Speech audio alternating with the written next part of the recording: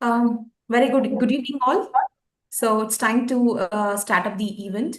So good evening everyone and dear jury members. Thank you all for joining us on this Saturday evening. And this is Soumya and it's a pleasure to be your host for next couple of hours.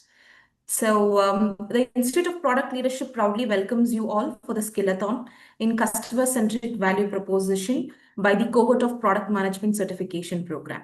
Yeah. Our participants will present their innovative solutions and our esteemed juries will evaluate on the key parameters. As Skillathon goes, it's going to be an evening filled with excitement, challenges, and a skill demonstration. This is an event where we have top shortlisted participants from different cohorts, their hands-on projects and portfolio towards assurance of skill demonstrate, communication, articulation, business modeling, and understanding. Before we get started, I would like to thank all the audience and juries for joining us on this Saturday evening. So today's session is going to be, definitely will have some great learning takeaway. The cohort will walk the talk of IPL mantra, learning by doing. So the audience will not just witness it live, but also you'll get to vote and choose the winner. Let me begin the session by giving you an insight into what Skillathons and why IPN emphasize Skillathons being the real test of skills. So Skillathon is an event where the top performing learners demonstrate their understanding, skill application of the same on the context of real world product ideas as a part of learning journey to industry experts and other learners. So before we proceed, I just wanted to give you a glimpse on what is product management certification program. So it is a globally recognized program, assurance of skill by doing, focused on career transition and career acceleration and learning by doing. And today we have three prolific juries of leading industry practitioners. First, we have Revati Shankar. She's a senior product manager from Microsoft. Welcome, Revati. Welcome to the today's event. Thank you. Thank you so much. Yeah, and we would like to know more about you. Please take 30 seconds and introduce yourself to the team. Sure. Hello, everyone. My name is Revati Shankar. I've been a product manager for 12 years, and the last 4 years I've spent at Microsoft. I started my product management journey in healthcare analytics products with Oracle Cerner, then a startup Innovator Analytics, which has grown into quite a big organization right now. Very proud to be part of the event today. Looking forward for a very engaging session with all of you. All the very best to everyone. Thank you, ma'am. So next we have Bharani sir. He's a director of product managers from JDA Software. Welcome, sir. Welcome to today's event. We would like to know more about you. Right. So my name is Bharani Sarvepalli. I'm the director for product management. I've been doing product management as a practice for like 18 years now, and been with it's to be JDA Software. If you have looked in LinkedIn, it says JDA Software, but new name is Blue Yonder. Was with supply chain, retail, and all of the different software side of the product management house for last 2 decades. Okay, thank you, sir. So now let me get into the guidance of today's event.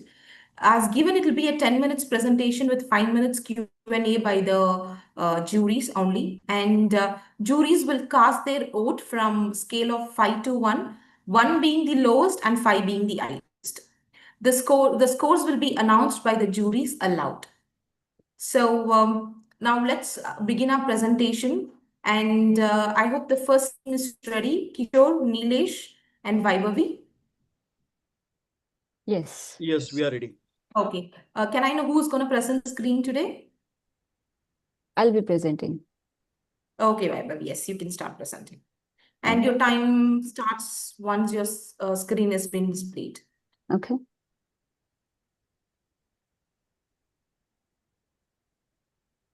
I've asked for access to share. Yeah, the access is given, Vaibhavi. You can proceed. Okay. Right.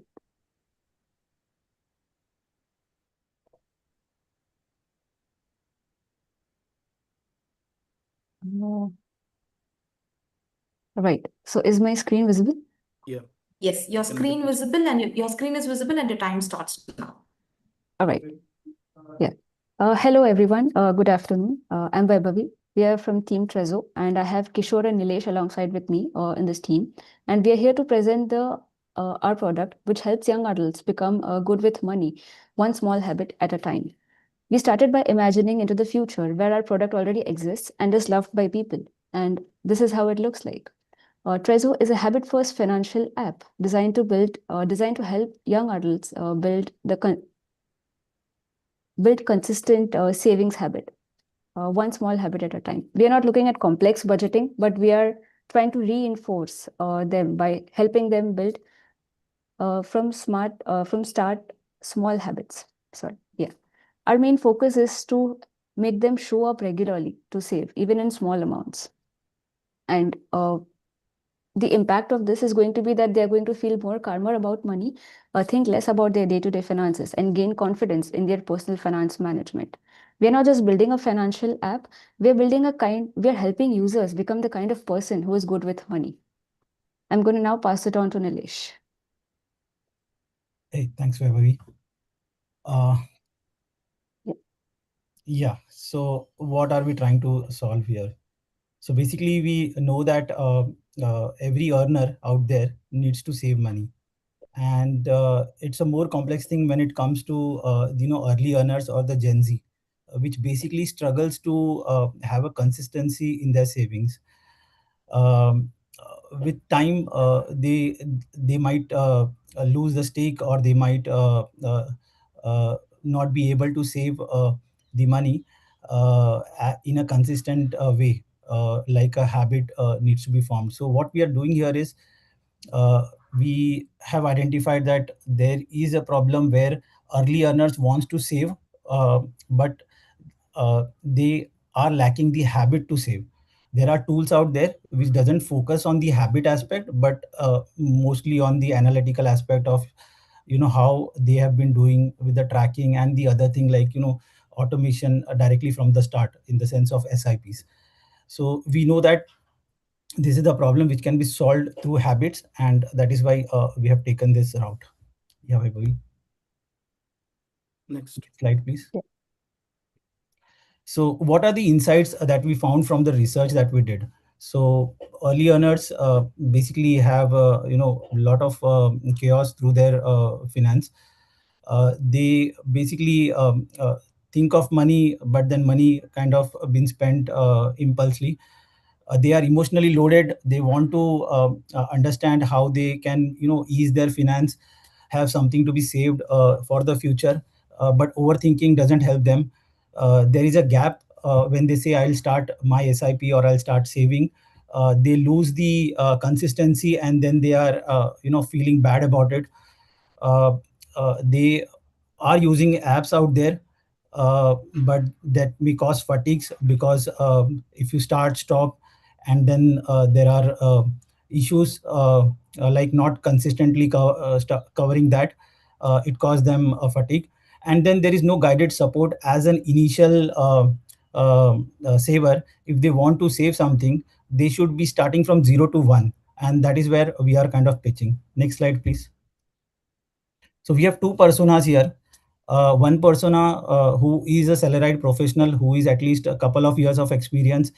Her behavior says that she started with the SIP. She wants to save the money. Her aspiration is to be good with money. Her goals is to save regularly. But there are challenges. She misses it, and then she finds herself guilty about it. There is another person out there. Wait, wait. So here is the early earner. He doesn't care about saving, but he spends the entire income. He still wants to be responsible with the money, given the consideration that everyone talks about saving money. His goal is to save something, to start somewhere. So these are the personas that we see wants to start with this journey of saving.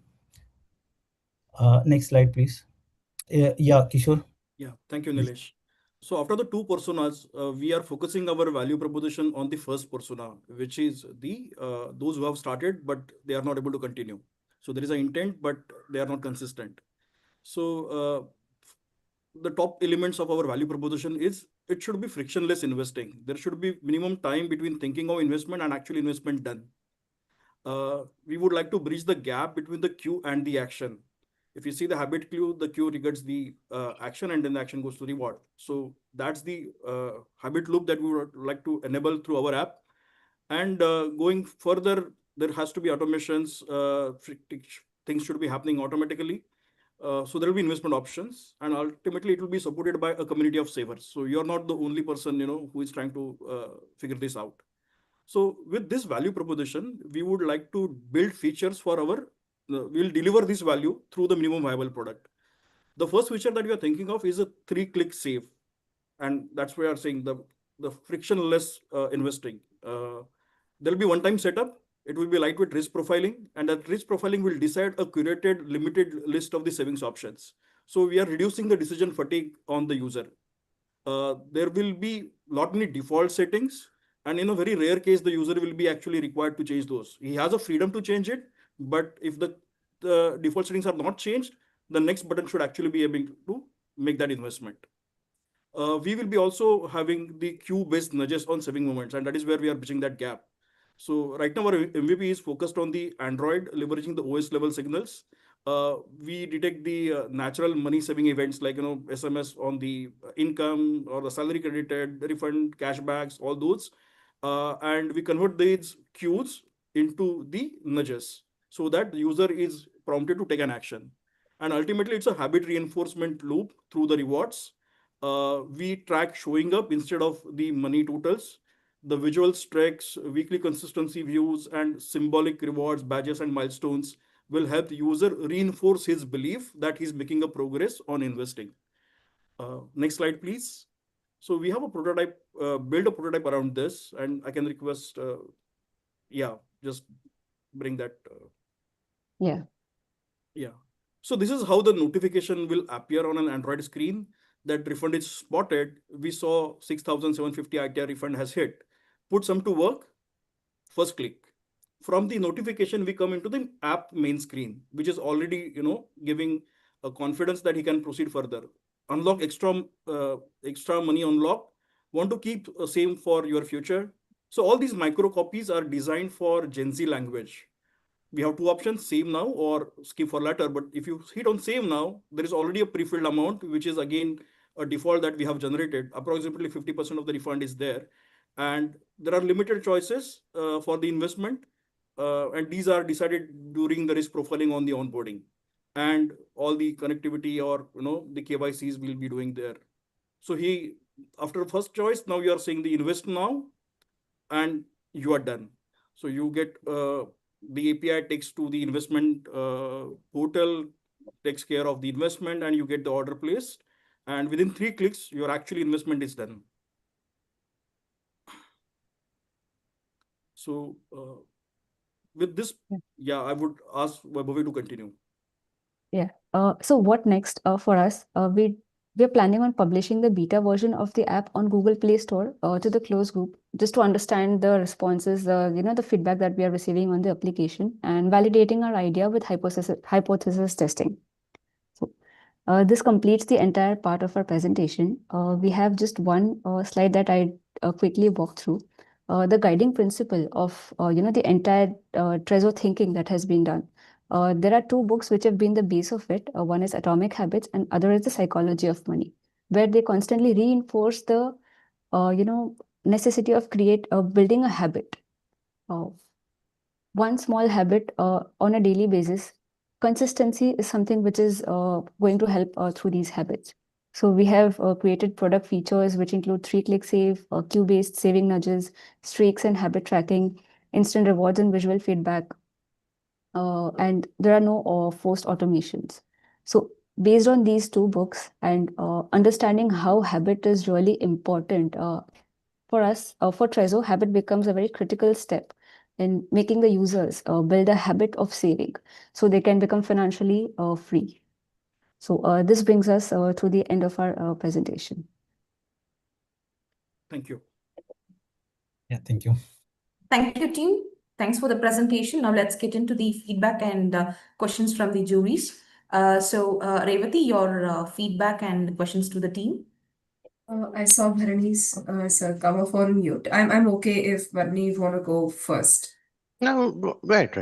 Yeah, no And- problem. Okay. Yes, Bharanisa, your feedback for the team? All right. So value proposition structure is excellent. There's well nice structure. There's a lot of real ingredients which is very mandatory in a value proposition are there. Couple of questions on that. Yeah. I see emotional overload being a primary factor that you are banking on your Yeah. app. Yeah. And on a value proposition, I don't see anywhere an emotional engagement being talked about. You're talking about product benefits, Yeah. habit has a differentiation, which is good, Yeah. but the title of your Trezzo and the one small habit step at a time Yeah. and your target audience, the connection between target audience, I didn't really quite connected well. And the missing of emotional engagement Yeah. is also not very evident in a value proposition statement. I think that's what my feedback would look like. Any comments? If you want to justify your comments on that side. Sure, sure. So we had, I think we had a different perspective, but thanks for the comments and thanks for the feedback.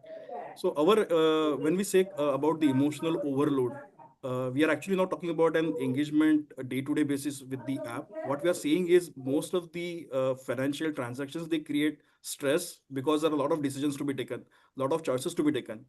And we are taking away that part, which actually is causing that emotional overload of deciding, and that is where we are setting defaults based on once we have done the risk profile, all those defaults will be taken. So we are really not Eh, aiming at engaging the user on day-to-day basis, and we are not creating that engagement. Okay, so that engagement, but when you in a value proposition, how your messaging to your target audience is very vital, isn't it? Okay, okay. If you're talking about emotional engagement as a primary Emotional blocker, overload. We are saying emotional overload. Yeah. overload, but Yeah. how you're unblocking that emotional overload, that should By doing state defaults. by doing defaults. But how do you say that in your value proposition statement? That doesn't really stand out. Okay. Okay. I think there is an opportunity to refine it. Yeah. By the way, was there any experiments and interviews that you've organized, did to come up with Yeah. So those? we did 15 open-ended interviews just to Yeah. understand where the problem lies. And then we did 20 sample surveys with Google Forms where they had drop downs, checkboxes, radio buttons. So more close-ended questions. And these two research elements have given us these findings. Okay. Final question. Do you think that sample is good enough to Uh, design an app? no, I think we'll need to expand that sample. Yeah. Fair enough. I'll go on mute. I'll let Rayavati ask questions. Yeah. I really like the presentation start where you started with the end and the beginning, Yeah. the product launch announcement. That was really cool. But I also wanted to understand, what does product success look like to you? Because are you looking for making capital? Like, are you looking for a return of investment in terms of, like, what does success look like? Is it adoption? Are there monetary benefits? Do people have to pay for this app? Like, what does success look like? I think I'll take that question. So the first thing is to create a massive user base, because we feel in India this is the need of the hour, that many people think they want to invest but they are not able to invest, and it takes almost 10 years of their career to really think that what they have missed. They missed on the law of compounding and all those things. So Okay. if for that user base, if you are really able to create a value, and I think we see our value in our user base, and once that is generated, we can convert that into the business value by the way we are saying that we are having 2-click or 3-click investment. We are not building an investment portal, so we will be partnering with the other aggregators, and all these things will be routed there, and there we can earn affiliate commission and all those things. But the first user success is adoption of the app, and then the money will follow based on that. Fair. That sounds fair. It would have been good to see that input, like, because like how you have a release announcement email, it would be good to have the success or the KPIs of the product defined as part of this walkthrough. The others are more of food for thought. I'm not really expecting an answer, but just like when you're making another pitch or another presentation, like when you're particularly choosing a category like Gen Z, it would be good to quantify the TAM, like what is the percentage of people that you're targeting and what is your likely MAU that you're estimating at the end of like your beta version launch.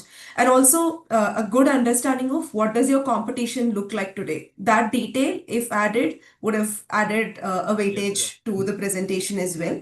And also in the survey, I'm not sure, like the interviews that you did, like did you capture the pulse of people, like are they okay with giving permissions for you to auto read their SMSs, for you to just default some numbers? That is a sentiment that should be captured and must be included in the presentation. Customer interviews, again, you could have included that as a part of your data itself, but I think you clarified it when Bharani sir asked for it. I'm good with, I do not have additional questions. Thank you. For the Vaibhavi, can you just pull that slide yeah, on for the competition, we have a slide at the appendix. Yeah. Nilesh, you can go through that. Yeah. Yeah, so basically on the competition side, we did had the analysis done with the multiple competitors out there, and all of them are focused on the investments rather than a habit. So that is where we want to differentiate ourselves, and we want to start, or we want to have it from 0 to 1 rather than running it from 1 to 100. So that is where our aggregator kind of uh, picture would come in place. To your second question, it was for the SMSs, right? So I think Android still gives a permissions, and that's where that is what is reflecting in one of our slides where we'll start our MVP with the Android. Yeah. iOS is still a bigger barrier out there. So accordingly, our SOM will reduce to 50% at least, considering the Gen Zs would have the will be an iPhone user. Thank you. Yeah. Yeah, thank you, team. Thank you, juries, for the feedback. So, Bharani, sir, can I know your score for the team? I would say 3. 3. Okay, thank you. Revati ma'am, your score? Same. 3. Okay, thank you. Thank you, team. Thank you, juries. So next, we'll move on to team 2. That is Charulata, Ahana, and Apurva. Hi, team 2.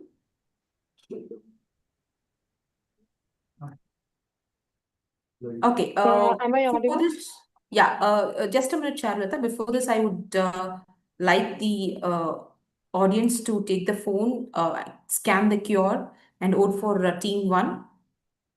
You have 30 seconds.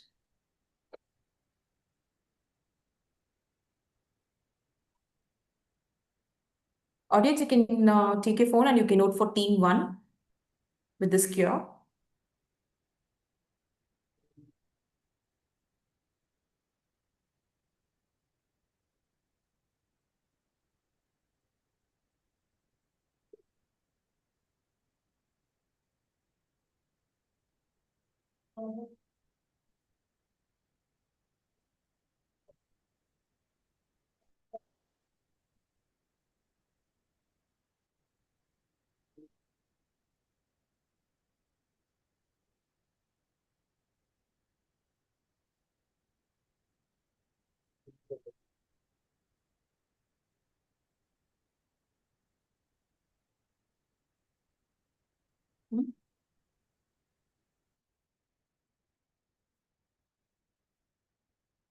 Okay, here are the results.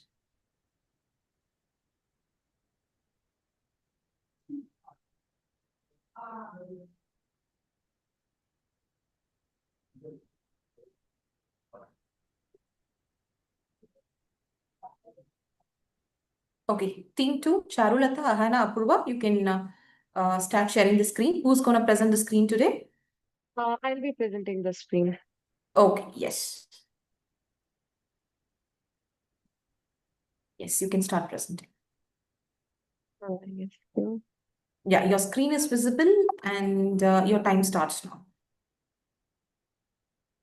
Hello, everyone. So me and my team brings you forward our cab and a carpooling service named as Her Right, which is done by women for the women. So the main problem statement which we have come up, which made us come up with this app is because in many cities, women are getting empowered and having job opportunities, or the increasing in their participation in the workspace, make them have their night shift works, or to travel to places where they have to take up cab services, or which is causing quite a lot of problem given their discomfort with the male drivers, or the social problems which they have, or some drivers misbehaviors is making them have this kind of problems. So keeping those in mind about the safety concerns and the lack of trust in the ride sharing cabs with the male drivers, so that's what made us come up with this app, because nowadays in India we have women, uh, a space for women. If we see, if we go to the metros, we have a complete boogie in the metro where the women are able to ride for their own safety. And in buses also some seats are there, which is kept separately for women. So why not come up with a cab service which will help them drive at nights and have their freedom to participate in job opportunities, go out and travel freely, comfortably, without worrying about who is there or what kind of drivers or what kind of behavior is gonna come up for them. So the vision and the mission for this app is creating empowering transportation ecosystem for women, and as well as having a catalyst for the women's independence who is actually looking for a livelihood in a platform which will have give them a sustainable earnings, and for the women who are looking for opportunities to run their household thing. And also that same thing will also help the women have a safety standards and have a seamless, comfortable, trustworthy um, cab services late at night, so that they don't have to worry about all the problems that is a gen problem which is facing by everyone and every woman in the city. So this is the persona of the rider, by keeping in mind about the pain points and the reason of why they would be choosing this app, what would motivate them to have this app for them. This is the persona of the drivers as well. So keeping in mind about the different kind of users we will be having for this her ride, we have kept the flow of using the applications very simple. So this is the user flow of the driver, where we have kept up first the sign up participations, where the drivers full documents that completely it's 100% woman centric. So keeping that verifications and everything, registering with their numbers and having a team to review it, so that they can have a safe onboarding. Once the driver is onboarded, then the driver can see their screen of their trip history or the earnings, how much their wallet is filled with the earnings, the request screens and the navigation thing. Once they get the right request, they will get an opportunity of accepting and rejecting the rider's request of taking them as their drivers. Once they accept it, then they can go to the navigate. They will be navigated to the pickup point, giving the location by the riders. They can start the ride, take them to the location, and the drivers also get an SOS safety feature and the emergency contact, as well as the driver will be also women. So the driver also have the right to have that SOS and emergency contact, so that they can also seek out help just in case any problem happens. So once the ride is completed, a trip fare will be given to both the riders and the driver as well. And the payment can be done through UPI and cash, and then the rides can and the ride is ended at that moment.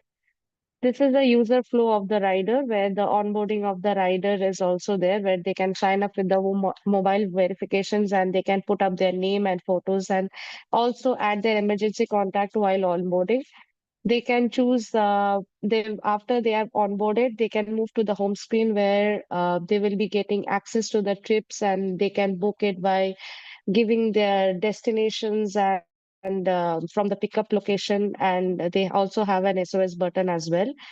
Once the driver is request for the driver to pick them up, they can start the driving, and they will reach the destinations. They can give their emergency contacts. The live location will be sent to the guardians, to the emergency contacts they have added.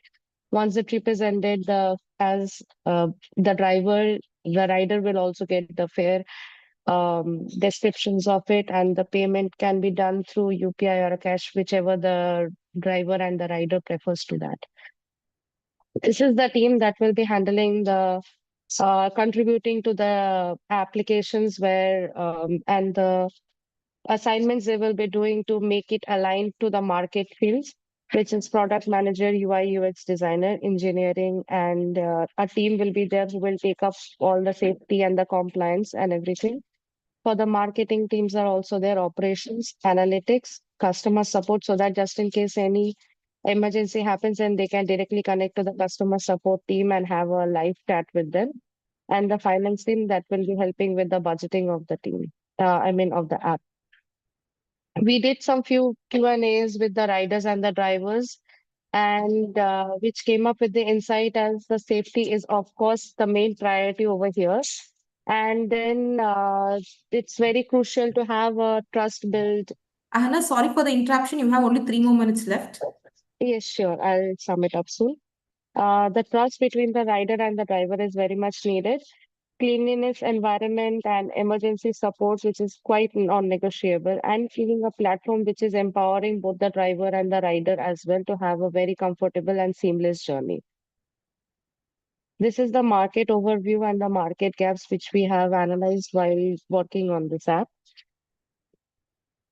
So the competitive analysis showed us Uber and Ola are also there, which is a quite nationwide platform as well. But they are not 100% woman-centric, and they don't actually quite work on the woman's problem as well. So that's what thinking about all the problems that lack inside Uber and Ola's brand. So we have come up with her, right, thinking about all the strengths and weaknesses and how we can make it up to it. Over to you, Apurva. You can take up the remaining slides as well. I think you have summed it up. Can we go directly to the prototype as we have only Yes. 2 minutes remaining? Yeah. Yes, sure.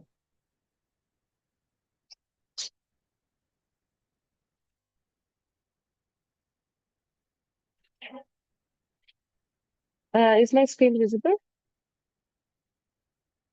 Yeah, your screen is visible.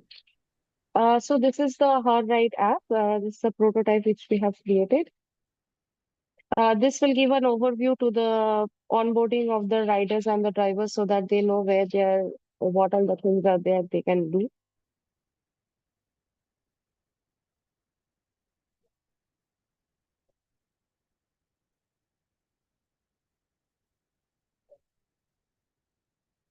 This is the platform, this is the page where they can put their destination locations and apply for the cab services. They can choose what kind of cab they would be wanting for themselves.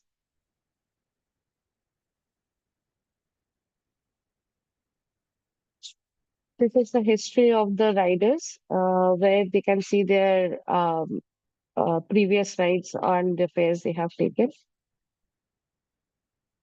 The SOS service, which will be having an in-chat service with the customers and the customer help support, and the emergency contact, which will be added. They can, through this, they can send their live locations as well. After the trip ended, this is the feedback place where they can rate the drivers that how it was according to the comments, and the payment system method. Hi, you can just take 30 seconds and you can wind up the presentation. Yes, sure. The time's up. Yeah. Apurva? Yeah. So that's it. So in summary, her ride is built to solve a real and persistent problem, that is women's lack of safety and confidence in everyday mobility. And through user research, we also identified that safety, trust, and reliability are the most critical factors. So we are open to any questions. Maybe we can answer them. Hey, hi, I can go first. Ahana, Apurva, thank you. Thank you so much for talking through the presentation. One question remains for me throughout the presentation. Like from the beginning, you've said that safety is the primary concern, but in the prototype or in the feature set, I'm not able to differentiate how this app is addressing the safety better than the features like SOS, emergency contact, track ride, I can do today even in Uber. The additional aspect is that women for women, like that aspect I understand. But how do you uniquely ensure that this is only women drivers who are signing up and only women passengers who are driving? That part. And yeah, like how are you ensuring safety? So basically, in Ubers and Olas also have their own safety purposes, but given that the SOS also, when the Uber's SOS works, so it just directly goes and sticks with the customer cares only, and they only handles it. Either they Okay. just take up the Uber drivers and they will talk to them and they sort it out. But whereas Okay. in our SOS, we will be connecting with the NGOs who actually help women to have their safety, and Okay. also connecting with the women police officers, so that at night, so that if SOS buttons are there, then the live locations and the problem statement also goes to the police station Okay. and the NGOs as well, so that they can take up the problem from there itself instead of sticking with the only customer sections. So that's how we thought of taking the SOS emergency, like directly connecting with the police officers rather than sticking with the own brand customer services. Got it. Have you thought about an alternate path instead of doing a 0 to 1? I mean, I know this is a very primitive example. So, for example, in the Indian Railways, if you are a solo women traveler or on a bus booking, you are a single woman, you get seat preferences, right? As in, you can choose to sit next to a woman. Have you thought Yes. of the entire product approach by instead of a 0 to 1 as a capability within Uber, Ola, like a suggestion to an existing capability? Where if the logged in user is a female, then they will be auto assigned or like given preference to women riders. Wouldn't that solve the problem rather than rebuilding the entire ecosystem? Actually, if thinking about it, if they Uber and Ola is a quite a big brand working nationwide. So I think even though they have faced so many problems, they still didn't got the thought of coming up with the category of keeping of women-centric drivers. So after running so many years, also they haven't thought about it. So obviously, then someone has to build a separate app so that they can come up with this problem and help it And I out, also I saw the guess. mention of she-cap. So what is that they are not doing right? Mentioning about the CCAB is they have started with the service, but given with the lack of their UI UX and the service of attracting the women, that why they would be choosing the she cab and the kind of their availability during when the rides are getting chosen for that, that was where they were lacking behind. So that's why And it's how stopped are we working. circumventing that problem in her, right? So we have kept a carpooling service as well in this her Mm. ride, where the women who are in the radius of 10 kilometers. So if suppose they are looking for a solo ride, but they are not able to get it, so they can choose for carpooling, so that in the route, the person who will be having the cars can take up the woman as well, so that Okay. the rides are easily available, not just solo ride, but carpooling can also help them and be available at any time. Yeah, but if your pilot is in Bangalore and if it's a 10-kilometer radius default, you might need to think about it. But yeah, otherwise, I do not have additional questions. Although the sample size was less for the customer interviews, I think the problem and the insights will keep repeating. So that is okay. Thank you. Thank you for clarifying. Thank Thank you you, so team. much. Thank you, Revati ma'am. Bharani sir, your feedback and questions for the team. Sure. A couple of foundational questions. Have you evaluated whether women drivers will be willing to drive at night? There are, I haven't thought about it, but I guess if any women are thinking about for their livelihood, and if any women who are quite fine or single mothers who are very much fine with working at night for their livelihood, I guess we can have and find some women, as women joining some workforces for their livelihood is quite increasing day by day. So I guess we So, can To have it add so like more that. on to let's that, go yeah, ahead. no problem. Go ahead. So let's take your point. So women getting into livelihood and they want to be in mainstream. Perfect. That's the trend, and I appreciate that. But will driving be their profession? Well, there are a few So have you evaluated these aspects part of your interviews? somewhat, somewhat. So what was your hypothesis from those interviews on this aspect? Well, there are few NGOs I have seen that helps women to drive for many different kinds of workload purposes. So we thought like we can approach them that if they have any woman who will be preaching to them about our app and if they would be taking up as a driver to do some services like that. So have you done any, do you have any facts on what is the percentage of women drivers in your target market? Be it Bangalore, let it be Bangalore. What is the woman driver percentage? Have you done any analysis? Do you have any facts with you? We Yes, might sir. not have the numbers and facts right now, but there's one thing called Suraksha that is currently working in Bangalore, and it has good number of women drivers. But the only thing there is they're right now working just on phone basis. They do not have an UI. They do not have anything else that can be scalable. But there are quite a few number of drivers available and taking up rides even late nights today.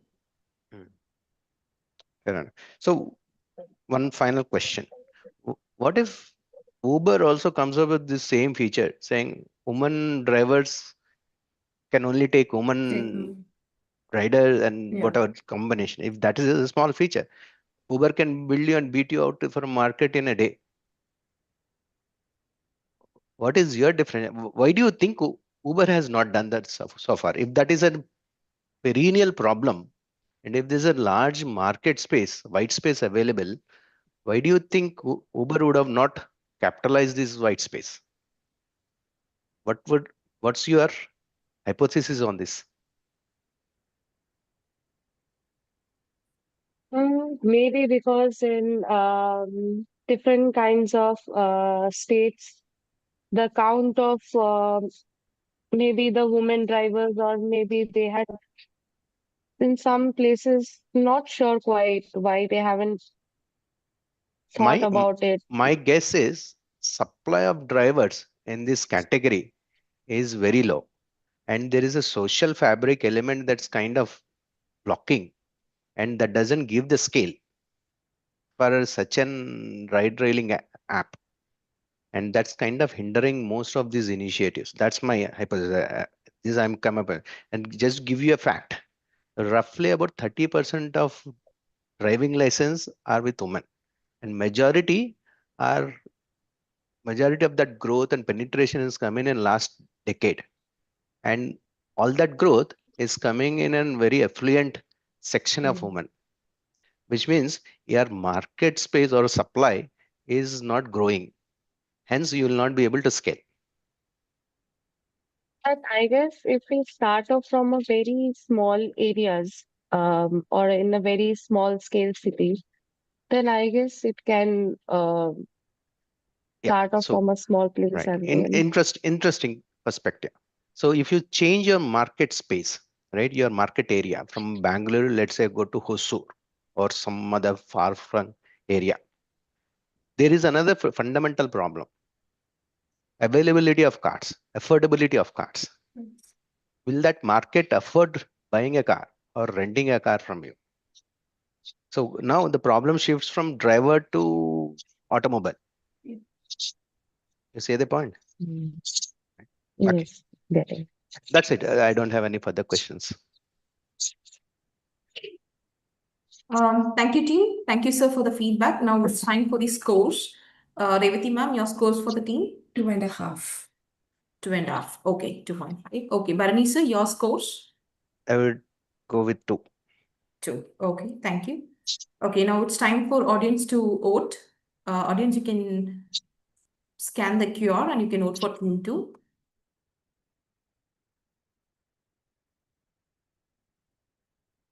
Yeah.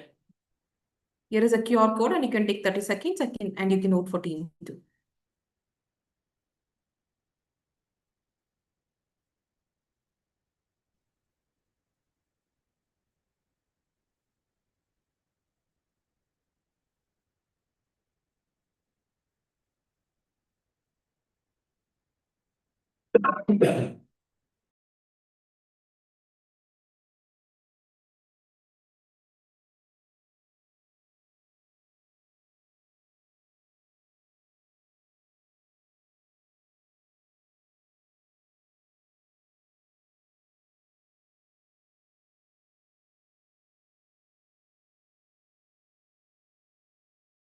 Okay, it's time for the results now.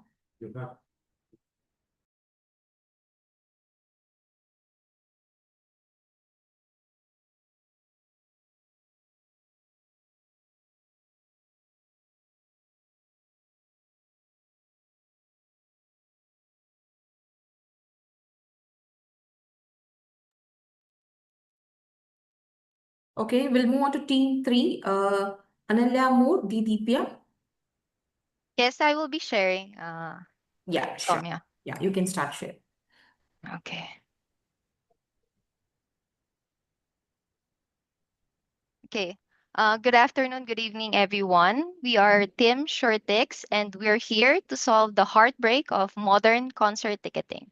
So I'm Amor. I have 12 years of experience in product and solution design, from optimizing billing systems at major telco in the Philippines to leading product high-scale systems at Oracle NetSuite. I'm passionate about solving technical frictions and music also. And that's why we drove us to build this platform. Over to you, Dia. Hi everyone, I'm Didipya.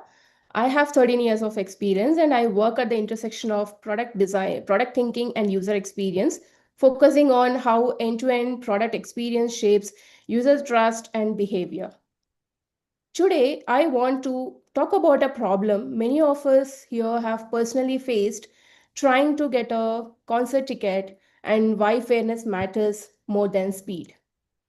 Let's start with the reality fans face today. Concert ticketing today is a lottery. You can be a genuine fan, plan ahead, join on time, and still lose.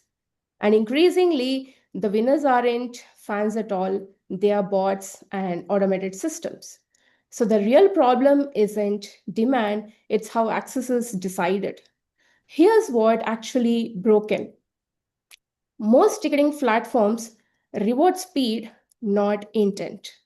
Bots exploit this by operating faster and at scale. Fans are left refreshing pages, stuck in queues, and hopping. The outcome feels very random, and that's where the trust breaks. Let me ground this with a real fan. Meet Sarah, a genuine concert fan, super fan, I should say. She follows artists closely, plans purchases in advance, and joins ticket queues the moment sales open. Yet she repeatedly misses out. Not because she lacks interest, but because the system doesn't recognize her intent. For Sarah, the frustration isn't just missing a concert, it's feeling invisible to the system.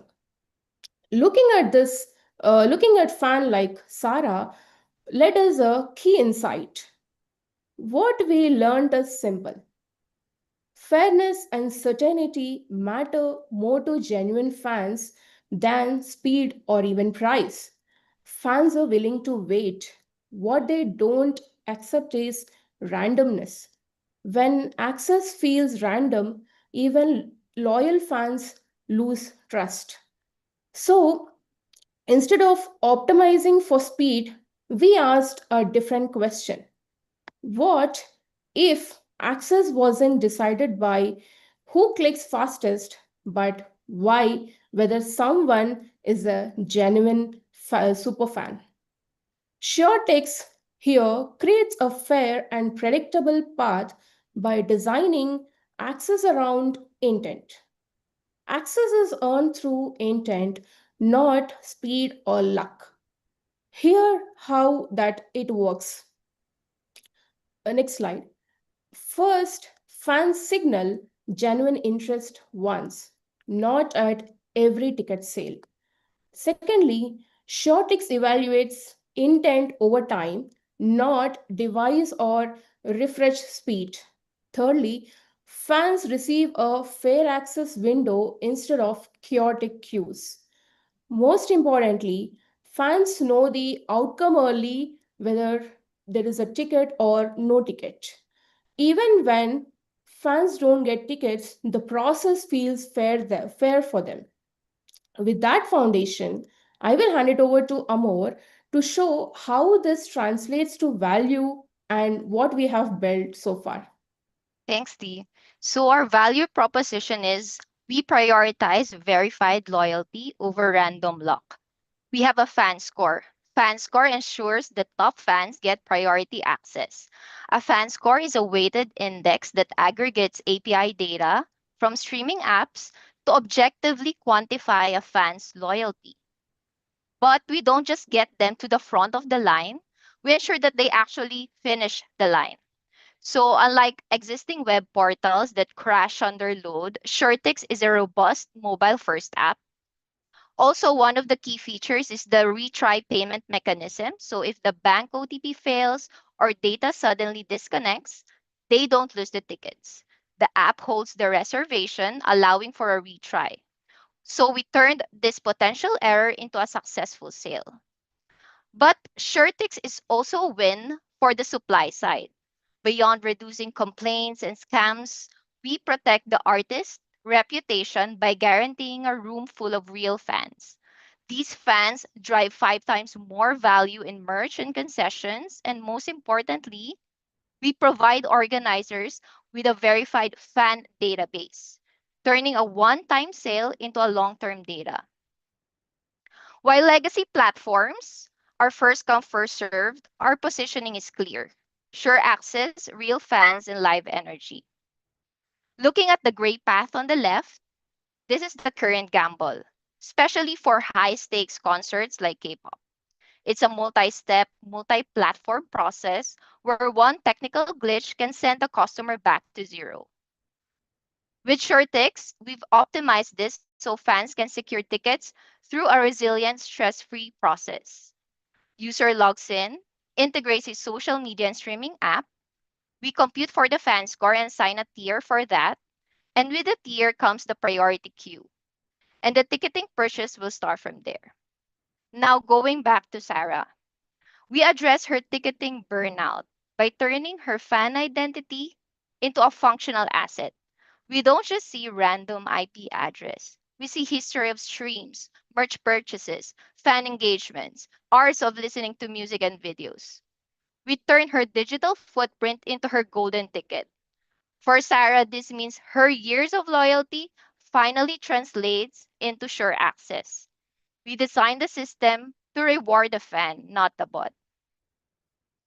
For our MVP, we can conduct a smoke test to capture an early demand signal. Using our high fidelity mockup of our landing page, we can target Sarah's demographic during peak tour announcements. And then our goal is to see if fans are willing to link their private social data in exchange for the verified fan score. Our primary KPI is the waitlist conversion rate to validate this core demand. This data-driven approach reflects that we are solving a real pain point. Second is the referral rate. We want to validate if they will invite their concert buddies or their friends to increase this collective fan score. This allows us to measure not just the individual interest, but the network and virality effect of a fan community. As we conclude, our ask from this panel of product leaders is your strategic guidance. Given your expertise at product management, how can we best convince traditional organizers? Sorry for the interruption. You have 2 more minutes. Yeah, okay. How can we best convince traditional organizers to prioritize high quality fan sales over instant sellouts? And finally, thank you to the IPL and our professors for this opportunity. It's been a privilege to learn from this community and empathize with the fans to build this vision. We now welcome your feedback and questions. Thank you so much. Thank you, team. Thank you. Okay, Bharani sir, your feedback and questions for the team. Sure. It's very good, well presented, Thank and you. quite a novel thinking on the apps. Absolutely, I could relate to that for sure. Couple of questions. And when you say genuine fan, you're relying on that fan scoring. Is that right? To define who is genuine fan, right? So you also talked about bots hijacking the regular booking apps. Now, what if bots hijack your fan score by manipulating Spotify and YouTube? So, what do you think? I think because our fan score is proprietary, we actually have our own logic to build the fan score. And it might be hard for them to figure that out. So we have time to build protection from them. But what is your definition of intent in this sense? I remember you in one of your slides says intent based, but the intent based and fan score could be very different, right?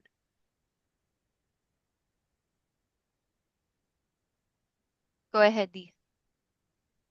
Yeah, it's more towards the intent is more towards the fairness, as current systems or current competitors are more focused on the speed and different pricing, long queuing, due to which especially the super fans are not able to successfully get their eligibility towards successful tickets basically. So that's where out of observing and interviewed super fans who are basically for BTS and K-pop fans, we identified this, that the fairness is not really supportive in the current systems. That's where we have created this come up with this intent of creating a So, so how do you quantify intent? At the end of the day, it has to translate into some quantitative metric for you. How does it quantify into your intent? I don't really see how you could convert intent, which is very subjective, into an quantitative aspect from your app. That's fine. You don't really have to answer that, but that's where I could really see an cap. The other thing, I was just Googling right now because I'm clueless on what apps are in Philippines. There is Yeah. an SM Tickets and Live Nation, Yeah. assuming there's a, and Yeah. both Yeah. they both do pre-sale for fans Yes. or plans. How is this different from your fan score based? Yeah, so SM Tickets and TicketNet Online. So thank you for searching. They are the current web portals, and they crash under load. They don't recognize if you are a fan or you're really, a genuine fan. So what happens is it's very random. Once you're there, you can either get a ticket or not get a ticket. And sometimes people also line up in the queue. So they have ticket outlets, they have mall outlets. So it's really frustrating on our end that first they don't have any mobile app, they crash under load. And it's a very, very random, and especially when we have multinational artists here, what happens is there are a lot of scammers, scalpers that resell these tickets. So what happens is the genuine fans actually buy from them 2 times, 3 times the price because they got the ticket and we don't have it. Fair enough. No more questions from me. Thank you. Thank you. Thank you. Thank you, sir. Revati ma'am, your feedback and questions for the team. Right. Thank you, Morgan, for the presentation. I think regarding the competition and TAM, you've already showed the slides. I'm good with that. Two additional questions. One, you showed that the sign-up conversion is 15%. I thought it was low. What makes you believe that?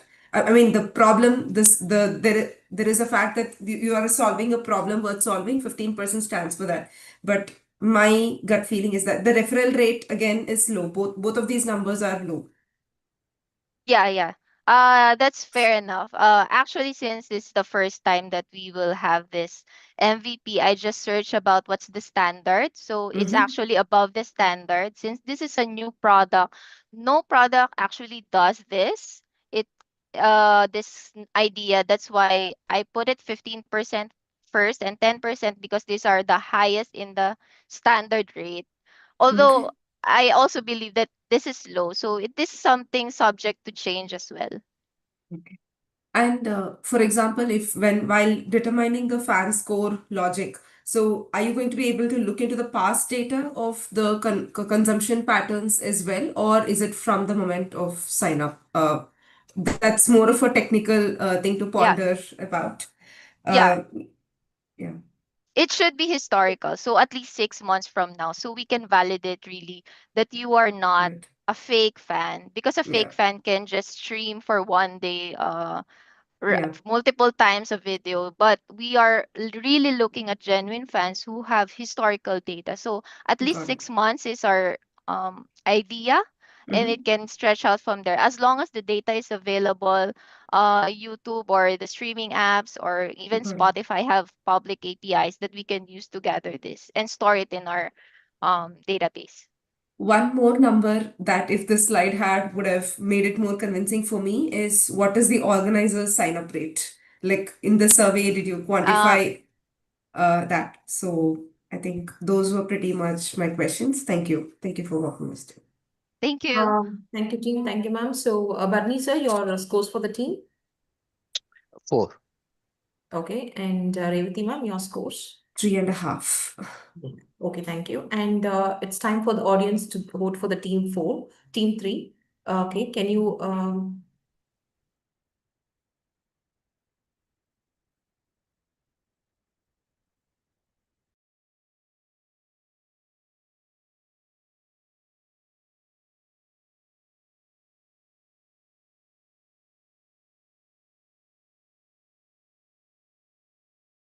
okay, audience, take 30 seconds to vote for team 3.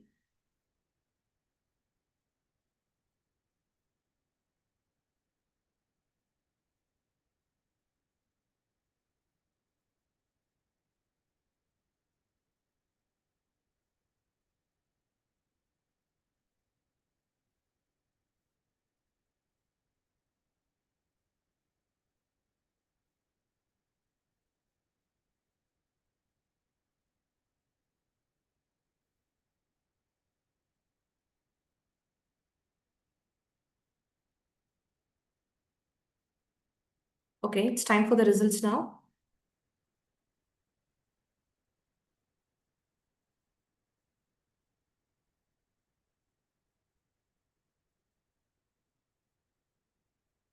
Okay, now let's move on to team 4, Aishwarya and Garima. Hi, I'll share my screen. Yeah, sure.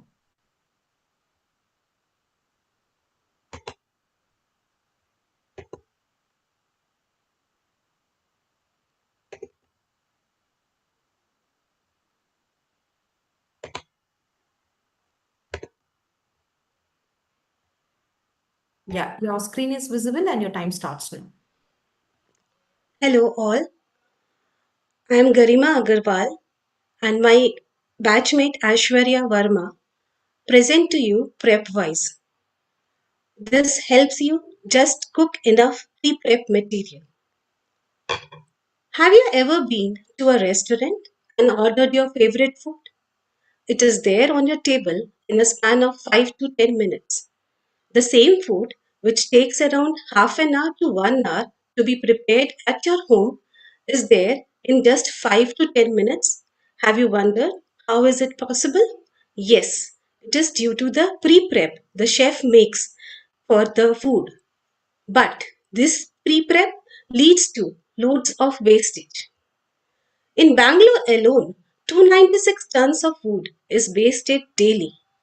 30 to 40% of food prepared in restaurants, hotels, and canteens goes uneaten. So, what does a chef think? The chef feels very juggling between how much to prepare. He is totally reliant on his gut feeling. He has no real time visibility. The result is overproduction, shrinking margin, unnecessary stress, and perfectly good food goes wasted. So, the problem which we thought to address this, how might we enable commercial kitchens to accurately predict daily food preparation so that they can reduce food waste, avoid stockouts, and improve profitability, and also contribute to environment sustainability. Our vision is help kitchen teams make confident preparation decisions every day. We prepared some questionnaires and we circulated it to some of the home chef, restaurant owners, and food chain partners. Our persona included Mr. Ramesh Kumar, a 35 years old restaurant operation manager from McDonald's, Payal Agarwal, who is a 28 years old home chef, the operation perfectionist, and Deepak, who is a hands-on executive of the restaurant chain Garbodita. From all the discussions we had for these people, we came to know that they are deciding the pre-prep based on the present day's preparation. They don't take into account the seasonality, the festivals, or any other foresights. We tried to understand the demographics. The goal of the chef is to prepare exact food quantity so that, and they don't want their customers to go away or have a delay in the food. Their profession pride is their motivation. The pain point which they are facing is to decide how much to work, how much to cook, the guesswork. The environment in which they are working is a fast moving food chain restaurant where every minute counts.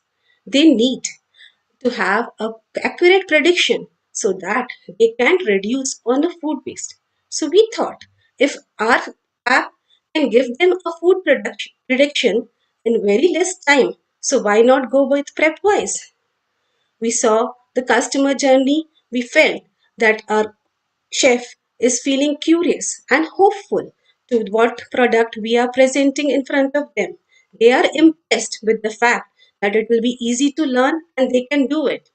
They are a bit stressed when they think like what if the prediction goes wrong? But once the prediction is correct, they are confident and they feel hopeful. The gains which we saw in this prep-wise was a higher profitability, time saving, enhanced brand image, and also they get a green tag sustainable restaurant. The pains which we relieve is their overproduction is reduced. They have nearly accurate daily prep volumes and generate compliance friendly waste reductions. The business model canvas for us, the key partners were the restaurants, the food chains, and the home chefs. The key activities which we are targeting at is reducing. We have a point of sale system which will be very simple for that people to understand. It will reduce the food wastage and give them confidence. We tried to validate our hypothesis using the same four personas Gabru the Chap, Marwadi Magic, and McDonald owner, and the head chef, which we rely on. By the MVP, we are trying to value the cost a person is wasting in pre prep material. We think our AI based meal demand prediction, we are targeting to reduce kitchen waste by at least 25% without disrupting their daily operations. We have targeted that the point of sale system should be very simple so that these people can be easily onboarded. It should be simple enough so that even a person who is not very tech savvy can use it. The AI will prediction engine will use time series forecasting and it will be a continuous learning model which will take a feedback of 7 days production and based on that it will forecast the future predicted pre-prep quantity. It will be a continuously learning model. Our app will look something like this. This is the first wireframe, and this is the high fidelity wireframe of our app. The roadmap would be first 3 week would be the discovery phase, where in the discovery phase, we will try to take the input in the form of Excel about the amount of quantity they have prepared and amount of things which got wasted. And then over the next 6 weeks, we will have the further iterate and include festival and weather condition. And over the 10 months, it will be further accurate, and we aim to launch it in the 10 months time. I'm thankful to Skillathon for giving me this opportunity, for the jury for taking some time, and I have apologies that my batchmate Aishwarya is not there due to some family emergency. So I am doing the presentation, and I have some slides in the appendix. There is a comparison. At present, there is no such app in the market which takes into account the AI-based daily forecasting. There are some apps like which are you totally based on they are totally based on the aim of reducing the food wastage. If you see in the offices also, there will be a dashboard in which they will mention how much is the food wastage per day, and they are targeting on reducing the food wastage. Then there are some empathy map and other things which we used, and information architecture, how we wanted to go with the flow, user flow. That's it. Thank you. Thank you, Garima. Thanks for the presentation. So now let's get into the feedback and questions from juries. Revati ma'am, your feedback and questions for team 4. Sure. Garima, thank you. Thank you for talking through the entire content all by yourself. I'm sure it was not been easy. Good job on that first. Thank you. Couple of questions. How do these restaurants capture waste today? Yeah. I saw the statistics from at a city level, but how is it captured at a restaurant level today? Yes. So I would just take a simple example of my office. So there is a big dustbin there. So in that, even the waste which is done by the people who are eating food is consumed, and even the leftovers, like last day, if there is anything left over, they have a cut-off time. After breakfast, they have to start preparing for the lunch. So whatever is left over, they just dump it in that dustbin, and then they measure the weight of that waste, and that is the way they are capturing the food wastage. That is the generic thing which every restaurant is doing. Okay. And in the prediction model, you also talked about like estimating the quantity for future preps. Is there an element, I'm sure like you would have thought through it, but I didn't hear a mention of seasonality, because weekends versus weekdays, the demand versus supply, those factors, I didn't see that called out. Yeah, that is, those factors are there. We are taking into account the seasons and even the festivals.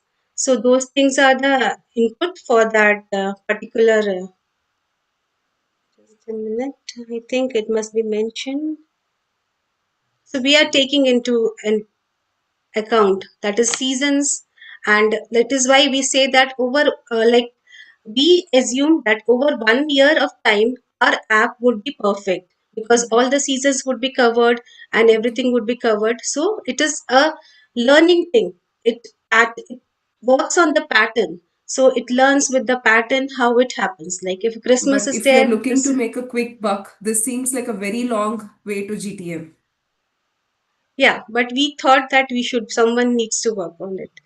Is there any other way to hack this data, or like get an rough estimate of a year long or like a past year data without having to wait for the app to be launched 1 year later? I don't think at present anyone is maintaining that data. So it's like we have to take input from the customers. So it will be maybe first month it will be more of wastage No, and isn't there gradually a it will way to adapt. approximate, estimate, like we need not have the exact numbers, right? Isn't there a way to approximate this whole thing? I mean, like this is something for you to think about. I don't want to get into the details. I really like the problem statement. I really like the research that went behind it. But where I feel there is a gap is in The nailing the solution timeline. aspect for it and how quickly you can make this profitable. Sure. Over We, to we, we will Bharani. just look into it. Yeah, thanks. Thank you. Thank you, ma'am. So, Barney, sir, your questions and feedback for the team. This is definitely worth solving a problem. But if you have to solve a world hunger, you have to really focus on this problem. That's given. Uh, there are two things which are nagging me on your presentation, right?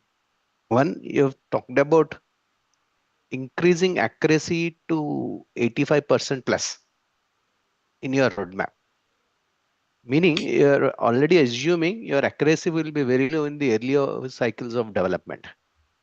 And then you Yes. also mentioned LSTM model for your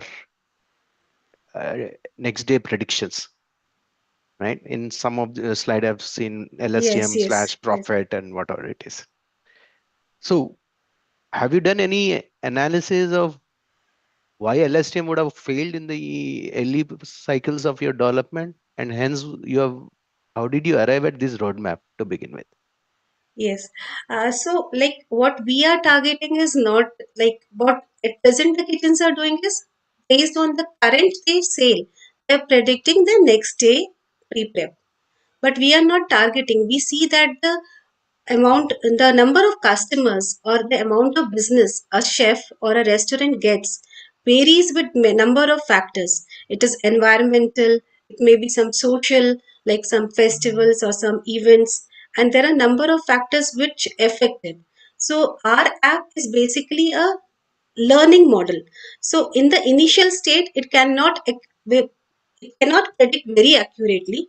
What we have thought is initially we will take the input from the users in the form of Excel sheets about how much they prepared and how much is wasted. And that will be the input for our app to learn, initial input to the app. And every day, at the end of the day, the chef is putting the input as how much we had told them to prepare, how much they prepared, and how much got wasted. So based on that real time feedback, our app is going on learning. And through when a year passes, all the seasons are covered, all the festivals are covered, and then the app will be very much close to accurate.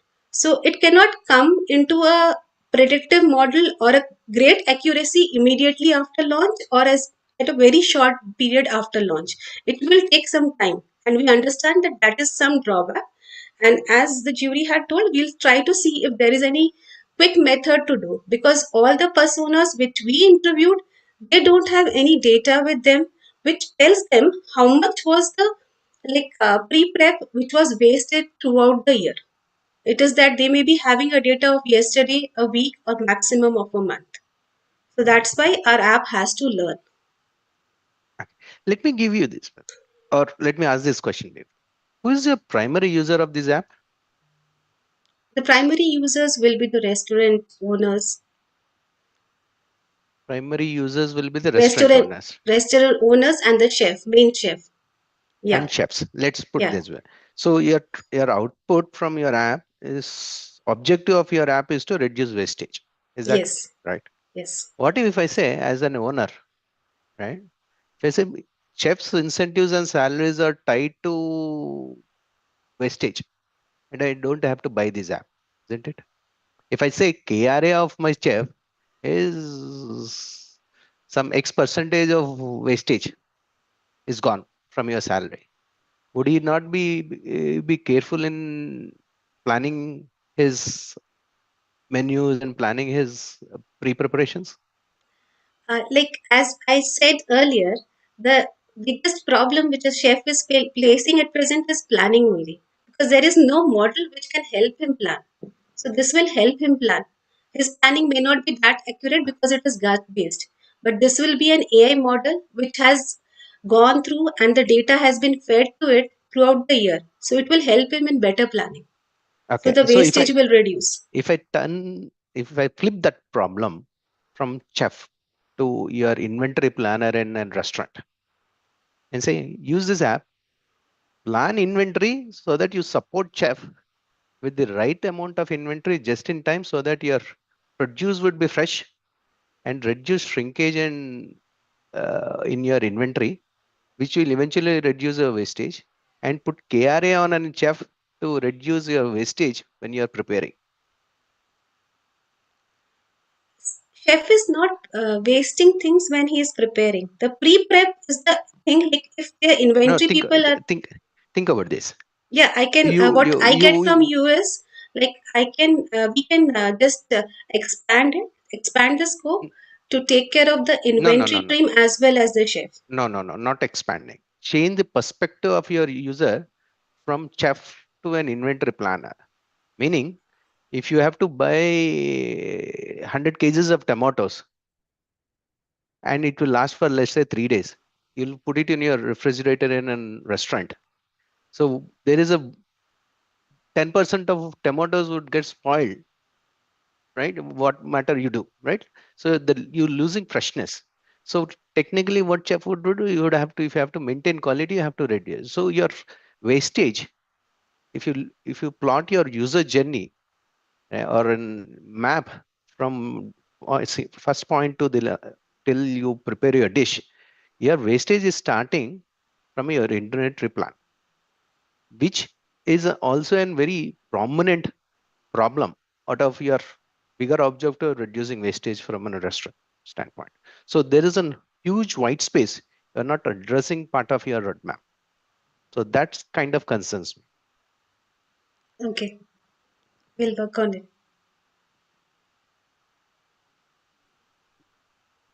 Okay, thank you, team. Sir, your scores for the team. Thank you, Uh, sir. Thanks, ma'am. 2. 2. Okay. Revati ma'am, your score for the team? 3. 3. Okay. So, team, it's time for casting your vote to team 4. Audience, please cast your vote. Garima, you can stop sharing your screen. Yeah, thank you. Please take 30 seconds to scan the QR.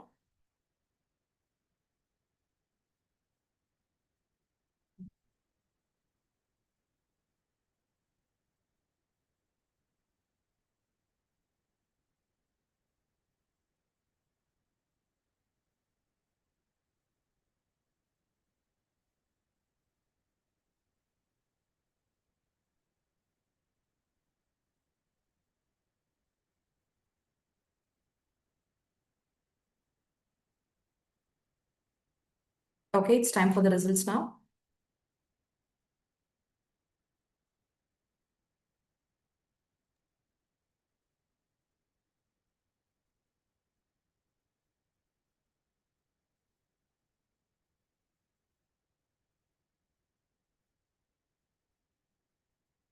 Okay. Thank you, presenters, and thank you, jury members. So before we announce the winner of Skillathon, please accept the certificates of appreciation on behalf of IPL.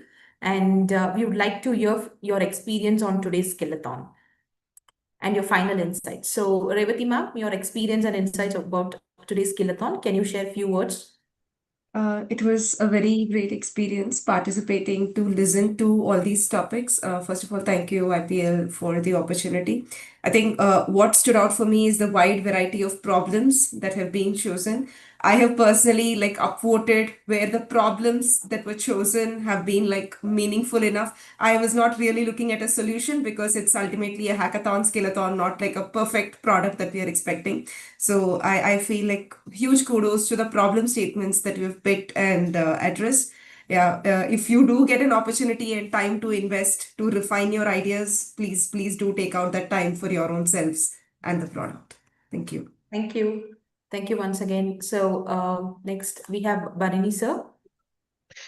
It's a wonderful event. I see great engagement from other participants.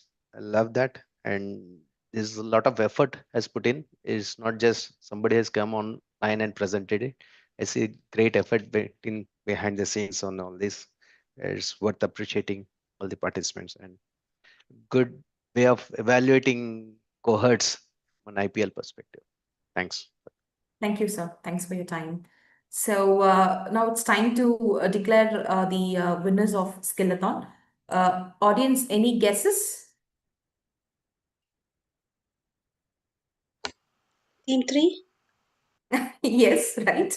So today the winner of the Skillathon would be Team 3, that is the Amur and the Deepya. Congratulations, team. Thank you. Thank you. Yeah, and we would like to know your experience and how you feel today joining a Skillathon event, and you also won the certification of recognition. So I request you to share a few words about the today's event.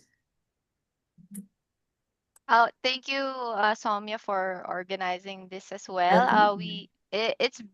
It's been a journey. From the very start, we have improved, and I think this is the testament to it that we learn and continuously learn. Thank you for all the feedback. It's still a process that we are taking it one day at a time. And thank you also to my partner who is incredibly helpful with this presentation. Yeah. So Deepya, we would like to hear from you. Yeah, thanks. I should say first thanks to IPL. This is a great opportunity. As on, I got to know it was like very surprising and happy moment for me. And I quickly shared with Amor and this one more partner, Purva, where she actually stays in US and she couldn't take out her time because it's night over there. But yeah, the experience was little. I would say it's a great experience. Whatever the learning we had overall till date we could really implement on this, and it's a new way of thinking. It really forces us to think through end to end and holistic approach. That's what I see basically. And this product idea actually, we when we brainstormed, it was very close to me as I come from the product experience background, user thinking background. So that was even a boost for me. And Skillathon is like giving a confidence to the participants, like what you are really great with and what you are yet to. You get to know the differentiation. So that's where I try to see this, and that's where I wanted to participate really in this. So we really got that differentiation, like where we are really good at and how should we improve, and so that's my experience. I would love to take away from this Skillathon. So thanks to the jury as well, who helped us to give a new direction. They have really given a new direction for us, like where do we have to focus really. So thanks everyone, and thanks to all the presenters with us. Their product ideas were really great and good. Thank you. Thank you. Thank you, team. Thanks for sharing your experience on today's Skillathon. So it was really a wonderful event, and it was a pleasure to be a host to host this Skillathon event today. And once again, I would like to thank the jury members and all the presenters. It was really a wonderful presentation by everyone. So until next time, see you. Take care. Bye-bye. Bye. Thank you. Yeah, thank you. Bye-bye. Thanks. Yeah.